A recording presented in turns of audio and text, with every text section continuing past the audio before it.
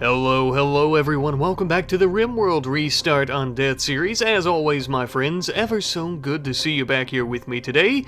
Currently, we are still recovering from getting hit with 2 anti-grain warheads last episode, which luckily didn't end up killing anyone, but done quite a number on our base. It was these vicious attacks that made us realize that we need some shields around our base to protect our revolutionaries, otherwise we are going to be bombed into oblivion, so that is going to be our first research project. Though I should state we need to actually work on the low shields that are more for human use than actual structures first and foremost. While Omelette and the others are hard at work at this research, we're also going to work on our defenses a little bit as we're going to begin digging some trenches between our spike traps in the southern entrance. Digging up the dirt and utilizing very little wood to keep the trenches from falling in on themselves, they were absolutely perfect for our defensive needs. Now, of course, they are incredibly slow to walk through, so any enemies coming through the area will be slowed down by them, but we can also take cover in them as well, making it almost impossible to hit us if we're shooting out from them. Unfortunately though, the frigid cold winter of this planet has been lasting well into about mid to late spring, so we're running quite low on food. To mend this pesky little issue of starvation, we would go out in large groups and begin hunting down literal herds upon herds of animals. Grizzly bears, buffalo, you name it, we killed it. And in doing this atrocity of genocide against the local wildlife population, we ended up filling up our freezer and our bellies quite easily. By the time that we were done, we had finally finished up our research into shield technologies, the simple shield technology, as we still need to work on the research for the one that'll cover the entire base, of course. But before we begin our next research project, it would seem that Calathar has reached the age of 3, making him able to do many different types of work. Meaning as well, he's now able to walk around on his own, as he's no longer a bumbling baby, he is a teetering toddler. Funny enough, at the age of 3 as well, it would seem that he has unlocked a magical ability. It seems that Calathar is a Goalmancer. I suppose that this makes sense, seeing how he is a hybrid child, the half-breed of an elf and a human, whose mother actually has some magical abilities herself, being a necromancer. But before we go a little bit too far down that road, I want to begin working on repulsor technology as our next research project, as this is going to unlock the low and high shields that we've been talking about and that we need. I have absolutely no doubt in my mind that these bad boys are going to be highly expensive, but they should also be highly effective. Also going to begin working on our very own explosive shells, that way we can defend ourselves or possibly do a few bombing runs against the state government. After our undead orc chieftain was finished up there, we would also have him come by and make a bit of a strong golem for Calathar. A new one had to be made, as our last one had been nuked by the anti-grain warhead in our storage bay. Though it seems that our new golem companion is going to take a hot moment to suck up enough natural energy to be activated, so we'll check back on him in a hot moment. It was during this time that the ground finally began to thaw and we were able to plant more crops. This has been an excruciatingly long winter. Damn near an eternal winter, one might even say. Anyhow though, a little bit of time later and the straw golem had finally activated. I must say, it's incredible to think that at the measly age of 3, Calathar is so powerful that he can conjure up these golems like this. Though I suppose it is technically in his blood, seeing how his mother can also conjure up her own undead companions. Either way though, the main reason that we wanted this straw golem is because we fear for Calathar playing out in the forest and running around on his own, and that is why this golem is going to follow him everywhere he goes, a true companion. Meanwhile, as our population grows, of course, we need to expand the base with it furthermore, and thus we're going to be adding in a new residential section for everyone's homes, and/or teeny tiny rooms. But unfortunately, this construction was halted when we had a large group of man-hunting wargs who had entered the area. It seems to me that we're not the only ones who were experiencing food shortage issues with this extra long winter. We were hoping that they might stop and snack on some of the rotting fascist corpses, but it seems that they prefer live prey. The wargs would begin rushing our defenses, hitting many of our spike traps as our turrets fired down upon them. We were a bit worried, as even though we had brand new defenses, there were so many wargs we feared that they may overwhelm our defenses. Thankfully though, it seems that we had just enough spike traps and turrets, as well as our spirit wolves, who were absolutely relentless to stop the onslaught of wargs. Now, with the true threat behind us, it was time for us to begin our cleanup efforts, which, truth be told, we didn't really mind, whereas previously we didn't have enough food to go around. Now we have so much warg meat, we should be eating good for quite a while. This was very beneficial to us because, of course, finishing up this large construction project, the additional rooms to our base would have been hell on earth on an empty stomach. We ended up finishing it shortly thereafter, though, and everything was all hunky-dory. Well, except for the fact that Lyandon tried to woo Loinchen by describing her as a jagged shell, and the two of them now fell in love somehow. I suppose that's a pretty smooth line to use. But this would leave us needing to create an entirely new room onto this wing of the base, as we now need something of a double bed and a family room, and we were right up against the edge of the map, so I couldn't double wall it, but whatever. A lot of interesting things to take in here about our very first lesbian couple of the series, that one of them is an elf, one of them is a dwarf, and they just so happen to be revolutionaries trying to overthrow a fascist government.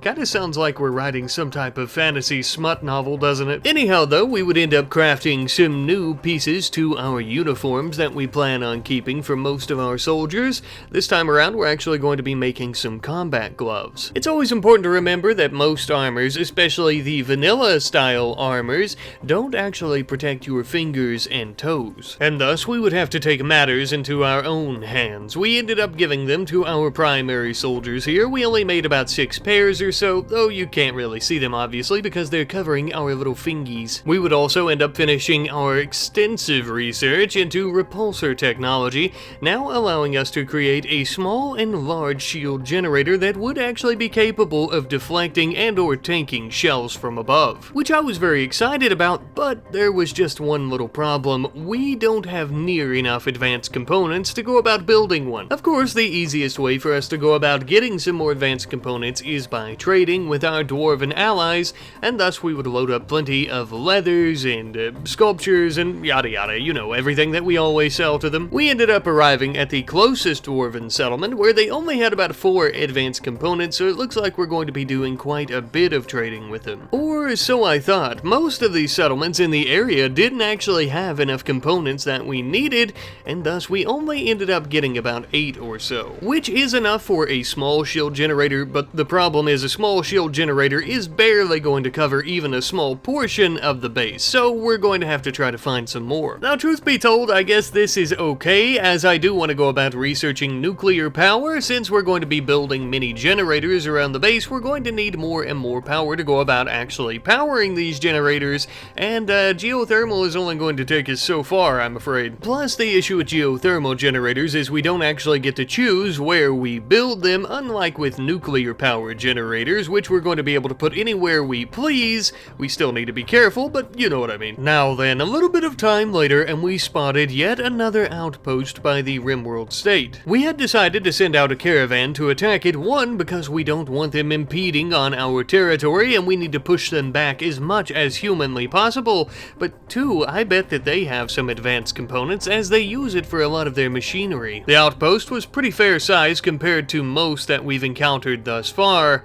Upon our first glance, we also noticed the corpses of many orcs and elves. Lord only knows the tragedy of their demises before being stuffed into these cages. We'll ensure they pay for what they've done to you. Using the skip, we would come through and begin bombing the outpost with high explosive shells. Now, I could have taken the time to use anti-grain warheads, but we don't want to destroy any components. Instead, this is going to be a ground invasion using our vehicles and our soldiers on foot, as I'm sure you could guess. We would indeed attempt to take cover behind our vehicles as well, but unfortunately at some point Roy was shot to the ground. Thanks to our hulking orc chieftain Henry though, who whisked him up into his loving arms and ran off to take him to safety, he should be fine. And even without the battle experience and prowess of our beloved Henry, the fight would continue on in his absence. Our spirit wolves were ripping the enemies apart limb for limb, our tank turning them into a fine red mist, as well as all of our soldiers, turning them into Swiss cheese. Eventually, we had forced many of their squads to flee the area, and we would take out those remaining few. At one point, they summoned their own minions to attack our tank, forcing Laz, Loinchen, and the others to try and escape. Even after all that damage, our tank ended up surviving the explosions, but Laz was on fire. I thought this might be the end for the old boy, but thankfully, Loinchen managed to take the butt of her rifle and extinguish the fire. We ended up doing the same for our undead companions, but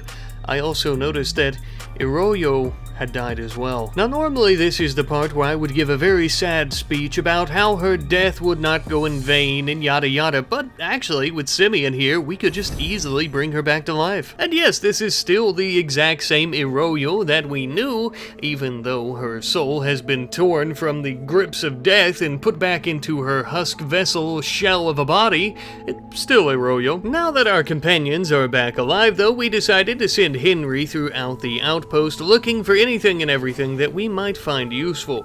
Funny enough, we just so happened to stumble upon a large pile of advanced components. Just what the doctor ordered for our big and bad shield generator, once we get them back home, of course. We would spend the rest of our night, though, going building to building looking for any other useful items other than the advanced components. Though we would have been tickled to find more, we did not. We would also end up repairing our vehicles to ensure that they're ready for our journey back home. After yet another successful mission, we would finally arrive back home sometime later, and we began to pull back into our garage. I forgot to mention, but I added some garage doors to our security fence, that way our vehicles can come and go as they please. And the best part about them, since they're automatic, we can open and close them against our enemies as well anytime we please. Now that we're back home, it was time to get everyone unpacked and also get everything that we had taken from the state government outpost unpacked as well.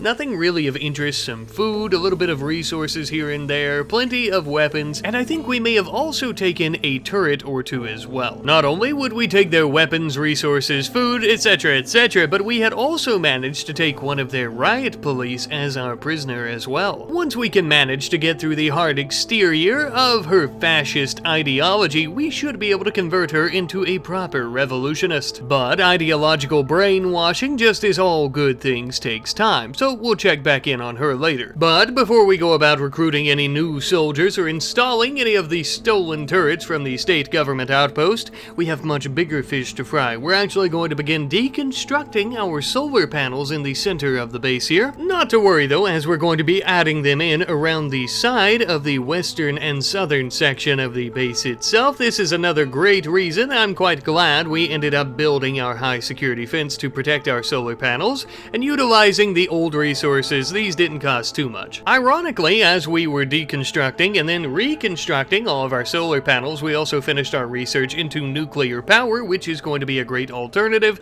though I think we'll keep both. The reason for moving our solar panels, of course, is because we are going to be putting a large shield generator right slap dab in the middle of the base where we previously had the panels. This is a centralized location, that way we can get the most bang for our buck, as we currently only have enough resources to build one of them. As you can see, after constructing it, it covers a vast majority of the base. It does not, however, cover our geothermal generator, any of our turrets or other defenses or anything like that, but we'll get there with due time. Once we finally have the resources to cover those areas with generators, I promise you we'll get around to it. For now, we're just trying to cover our most vital section. God forbid an anti-grain warhead drop on one of these residential areas while we're all sleeping. To this, I decided that we should probably build a proper medicine cabinet in our little makeshift hospital here where we do operations and also tend to wounds, of course, as we had actually gotten quite a bit of Glitter World medicine from the outpost as well. It may not seem all that important, but the proximity to medicine when you are literally bleeding out on one of these operating tables can mean the difference between life and death. Now we begin on a very small project that shall be near and dear to our hearts.